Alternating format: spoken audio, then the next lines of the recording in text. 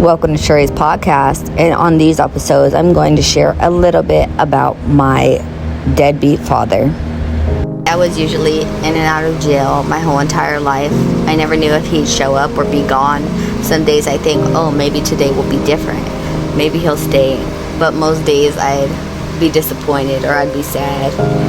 It was hard to grow up not knowing if I'd have him around or if I'd be waiting for a phone call that would never come in. He could be funny and charming around other people, make them laugh, lighten the mood, but at home, or I should say with me, around me, it just was different. It was a different story. He's cold, he's distant, sometimes even mean. The word I'm looking for is narcissistic. He's very narcissistic, and he's a fucking narcissist. That's just what I have to say. He's a fucking narcissist, and I always felt invisible to him and around him. He's very rude. My feelings toward this is I never really knew if he really cared about me. I wanted him to be proud, to notice me, to be there for me, but that wasn't really reality for me. Even when he so-called tried, it felt half-assed. And when he apologized, actually he never really apologized. The apologetic thing he would do is, oh, let's go get you shoes. That was his fucking apology, right? So his apologies were not apologies. They were, let's go buy you shoes at Vans. It was only to a few people that he actually apologized to in his AA program. Not the ones that really mattered. His mom, me, his daughter, people that mattered. That's when I realized that some people just don't change for you, no matter how much you want them to. That's just that. To that is what I already said was growing up, I spent so much time waiting for him to show up. Like I said, repeatedly waiting for him to act like a father figure he should be. Even now, I'm kind of done waiting for him. I'm not going to reach out to him no more. I'm fucking sick and tired of it. It's him that should be reaching out. No daughter, no son should be trying to reach out to any parent. Parents are the ones that should be a parent. Like I said before, some days I hope thinking maybe time would be different, but other days he just disappear again, leave me to figure out things on my own. That consistent push and pull shaped me to who I am today. But yeah, this is who I am today, and I am very thankful for who I am today, and I couldn't have done it without a lot of people in my life. And thankfully, I have good people in my life today.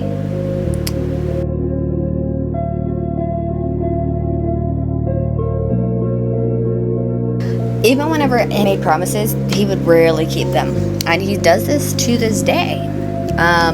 Like, let me just tell you.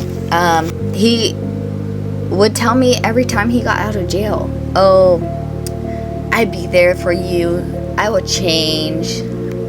I'm gonna make things right, and nothing would happen. I quickly learned that I couldn't rely on him, and I would have to rely on myself, and that was really scary. And that I realized that I realized early that I could not get my strength from him.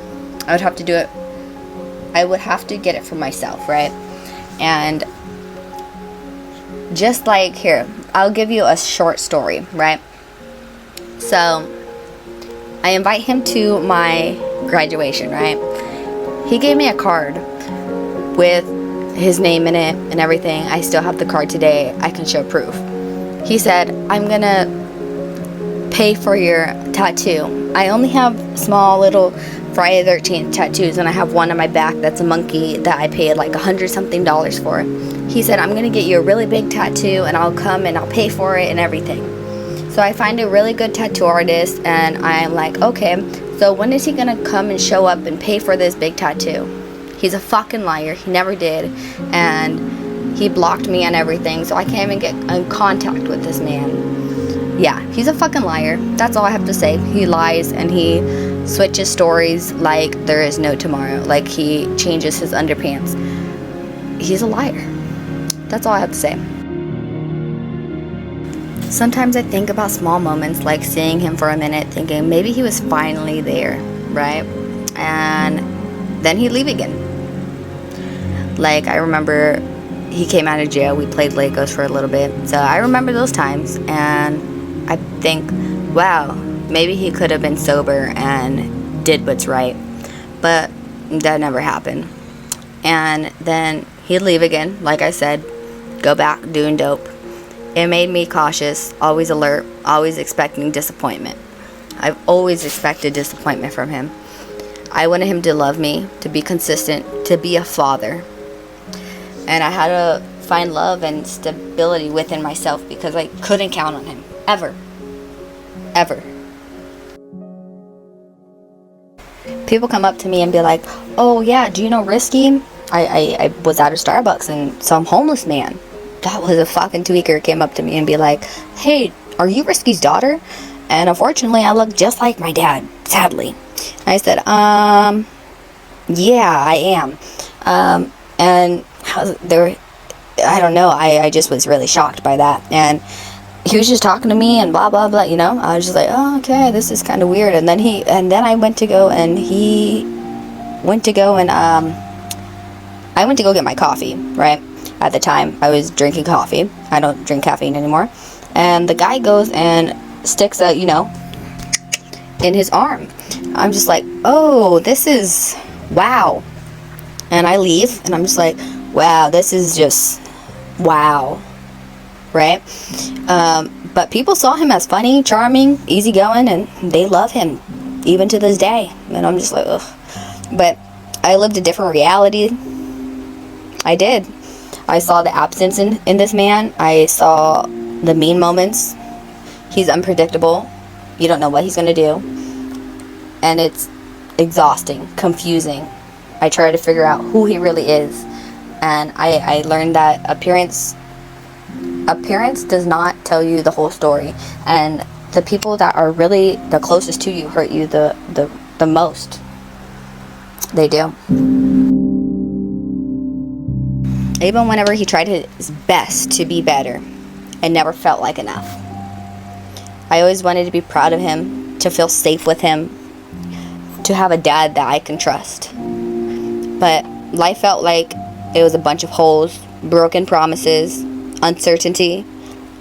It was just hard to hold down on hope when reality just kept letting me down.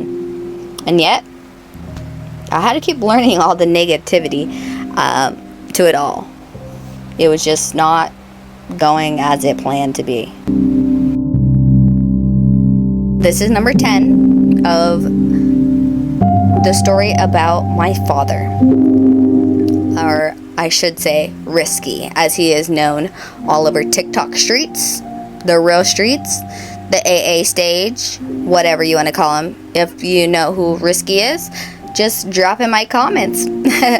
But yeah, my dad has shaped my life today, just not in the way I wanted. I didn't have to grow up fast because he has a lovely mother that took care of me since I was 5 weeks old, and who I call mother today. But I did learn independence. I learned how to trust myself first, even though he wasn't around. I did survive. I learned my strength, my resilience, and how to stand up on my own 2 feet. And that is the story of my truth about my father and how I became who I am today.